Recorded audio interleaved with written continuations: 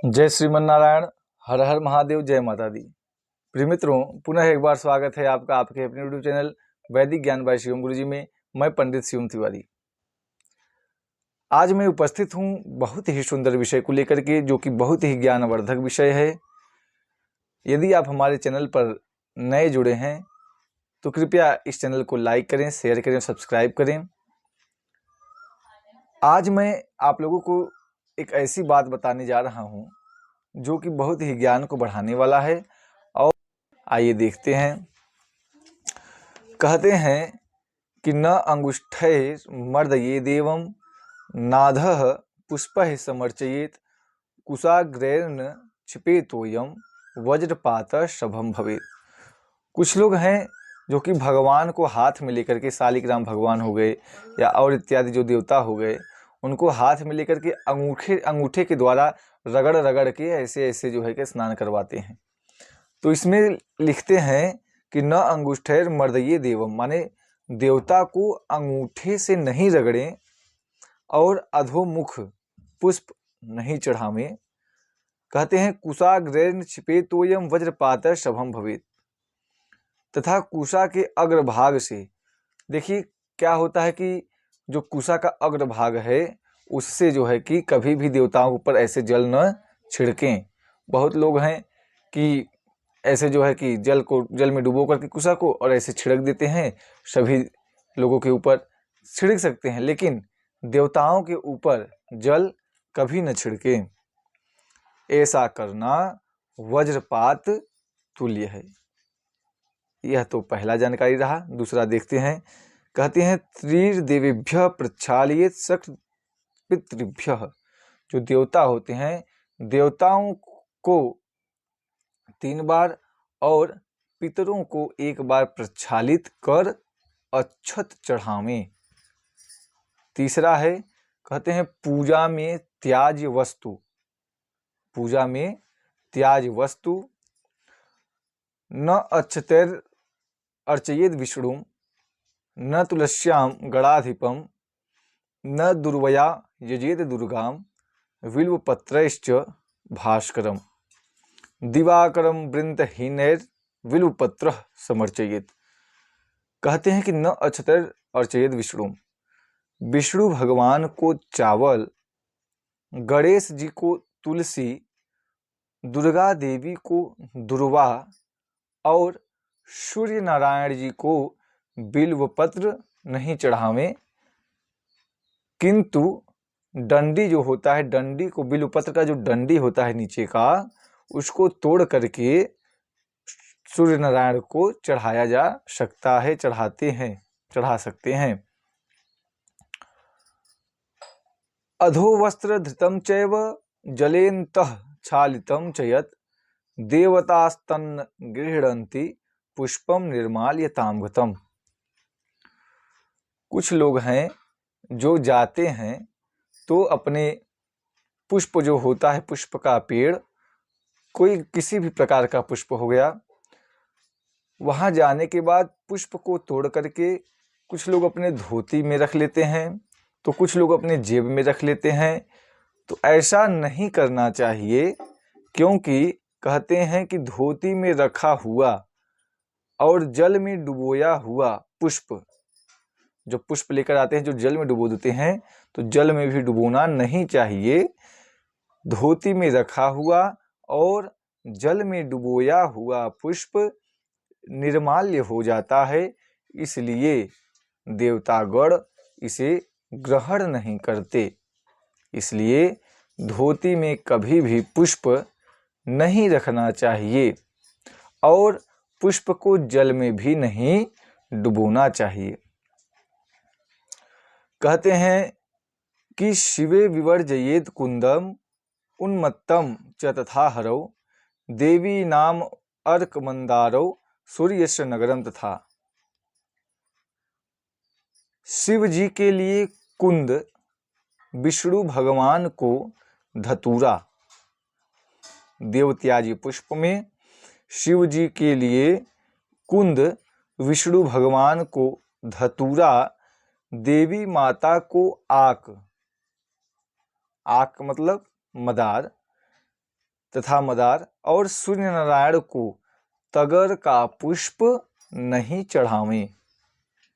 शिव जी के लिए कुंद, विष्णु भगवान को धतूरा, देवी माता को मदार और सूर्य नारायण को तगर का पुष्प नहीं चढ़ावें। कहते हैं तुलसी मंजरीर भीर्यः कुर्यात हरिहरार्चनम न स गर्भगृहं याति मुक्ति भागी न संशयः। तुलसी की मंजरी से जो भगवान विष्णु तथा शंकर जी की पूजा करता है, जो तुलसी का पेड़ होता है उसके ऊपर जो मंजरी निकला होता है, उससे जो भगवान विष्णु तथा शंकर जी की पूजा करता है अथवा हरिहरात्मक भगवान की अर्चना करता है, उसको गर्भ में वास नहीं करना पड़ता, वह अवश्य मुक्ति पाता है।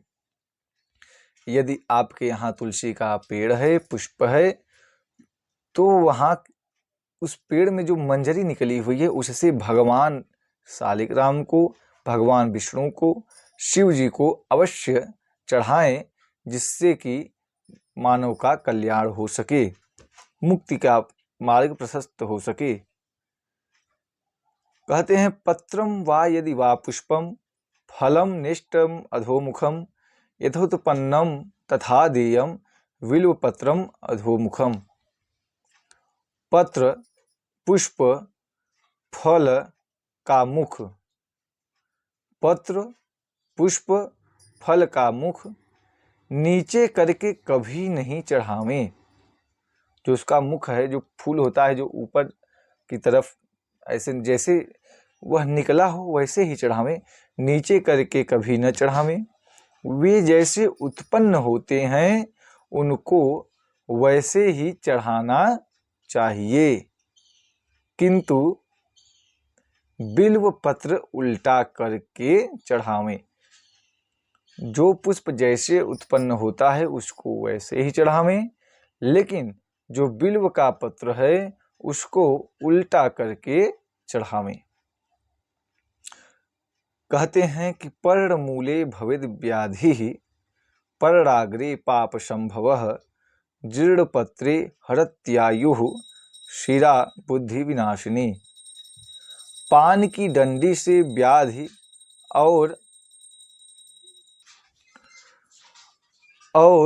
अग्रभाग से पाप होता है। सड़ा पान आयु और शिरा बुद्धि को नष्ट करती है। कभी कभी देखने को मिलता है कि यदि 5 दिन का, 2 दिन का, 5 दिन का, 3 दिन का अनुष्ठान 7 दिन का, 9 दिन का हुआ, तो उसमें जो पान का पत्र आता है तो वह रख देते हैं, तो उसमें कुछ पान के पत्ते में सड़ा हुआ पान भी हो जाता है। तो सड़ा हुआ पान कभी भी भगवान को नहीं चढ़ाना चाहिए, क्योंकि सड़ा जो पान होता है वह आयु और शिरा बुद्धि को नष्ट करती है। इसलिए डंडी, अग्रभाग और सिर पान में से निकाल देना आवश्यक माना गया है। कभी भी पान चढ़ाते समय कहते हैं कि डंडी और अग्रभाग, जो ऊपर की डंडी रहती है और नीचे का भाग रहता है, उसको निकाल देना चाहिए और सिर पान में से निकाल देना आवश्यक माना गया है। वृक्ष से तुलसी ग्रहण मंत्र। रविवारे च संक्रांतौ द्वादश्याम श्राद्धवासरे। कहते हैं कि रविवारे च संक्रांतौ द्वादश्याम श्राद्धवासरे तुलसीनो विचिन्वन्ति हरियमायां पूर्णिमा दिने। संक्रांति, द्वादशी, अमावस्या, बहुत ही ध्यान से सुनिए। संक्रांति, द्वादशी, अमावस्या, पूर्णिमा, रविवार और संध्या के समय तुलसी तोड़ना निषिद्ध है। मतलब इस समय जो है तुलसी नहीं तोड़ना चाहिए। संक्रांति के दिन, द्वादशी के दिन, अमावस्या के दिन, पूर्णवासी के दिन जिसे पूर्णिमा कहते हैं, और रविवार के दिन और संध्या के समय में मतलब शाम के समय में भी तुलसी नहीं तोड़ना चाहिए। हाँ, यदि विशेष आवश्यकता हो तो इस मंत्र से तुलसी तोड़ सकते हैं। कौन सा मंत्र है? तुलस्य मृत जन्मासि सदा त्वं केशव प्रिया, केशवार्थे चिनोमि त्वां वरदा भव शोभने, त्वदंग संभवे त्वां पूजयामि यथा हरिं, तथा नाशाय विघ्नं मे ततो यान्ति परां गतिम्। फिर से एक बार आप सभी लोग मंत्र को सुनिए। तुलसी मृत जन्मासि सदा त्वं केशव प्रिया, केशवार्थे चिनोमि त्वां वरदा भव शोभने, त्वदंग संभवेन त्वां पूजयामि यथा हरिं, तथा नाशाय विघ्नं मे ततो यान्ति परां गतिम्। इस मंत्र के द्वारा पूर्वाभिमुख होकर तोड़ना चाहिए। कहते हैं कि पूर्वाभिमुख बैठकर बाईं ओर घंटा, धूप तथा दाहिनी ओर शंख। जब पूर्व का मुख करके बैठें पूजा के समय, तो आपका जो बायां साइड है, बाईं तरफ, आप जो है उस साइड में क्या क्या रख सकते हैं? कहते हैं बाईं ओर घंटा, धूप तथा दाहिनी ओर शंख, और अपने दाहिनी तरफ शंख रखें।